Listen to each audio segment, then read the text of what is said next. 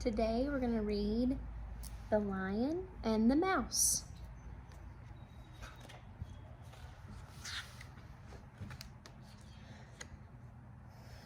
Once there was a happy little gray mouse. The mouse loved to scamper and hide and squeak and all sorts of other mouse things.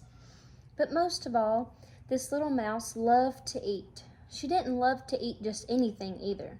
The mouse especially loved to eat plump, juicy berries. All summer long, the mouse scurried about, feasting on the plentiful, ripe berries that had dropped from the vine.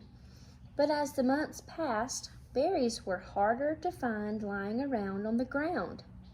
The mouse had to look harder every day just to find her favorite food.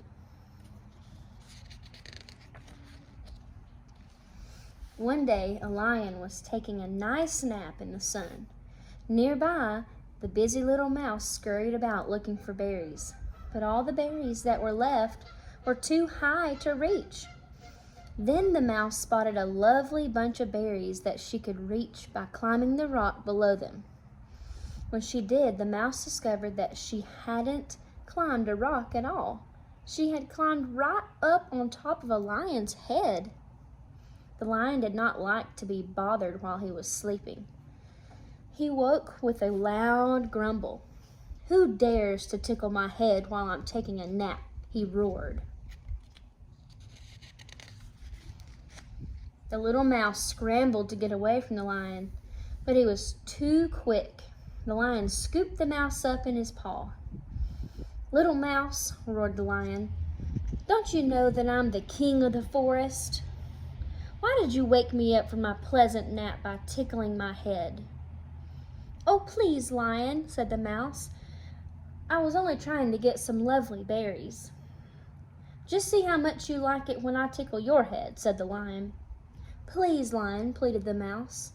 "If you spare me, I am sure I will be able to help you someday."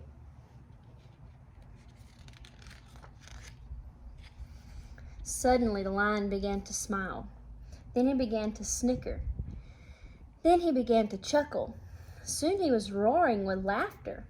He laughed so hard his tummy began to ache, and a little tear trickled down out of his eye. "How could you, a tiny mouse, help the most powerful animal in the forest?" said the lion, still sputtering with laughter. "That's so funny.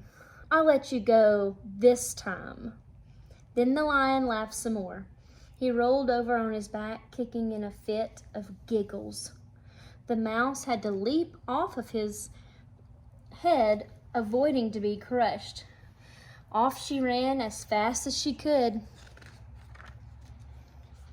Still chuckling, the lion got up to set out to find some lunch.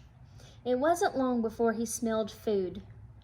Walking toward the good smell, the lion suddenly found himself caught in a trap that had recently been set by hunters.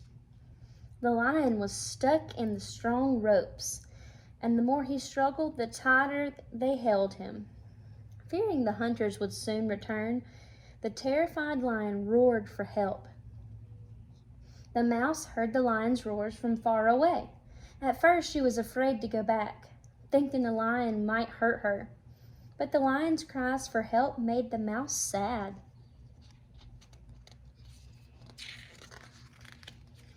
The mouse also remembered her promise to help the lion. She hurried to where he was tangled in the trap. "Oh, lion," said the mouse, "I don't know what it feels like to be caught, but don't worry, I'll try to help you." "There's nothing you can do," said the lion. "These ropes are very strong." Suddenly the mouse said, "I have an idea." She quickly began chewing through the thick ropes with her small, sharp teeth. She worked, and before long the mouse had chewed through enough rope for the lion to get out of the trap.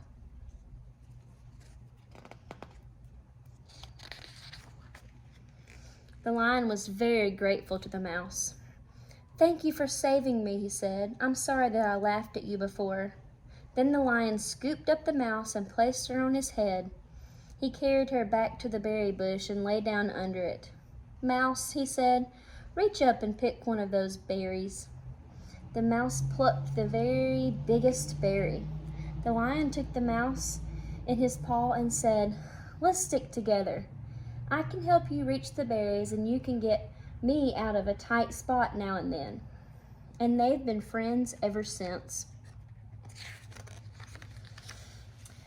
Friendship is wonderful. The more people you share it with, the better it is. In this story, the lion and the mouse learned how fun it is to make new friends.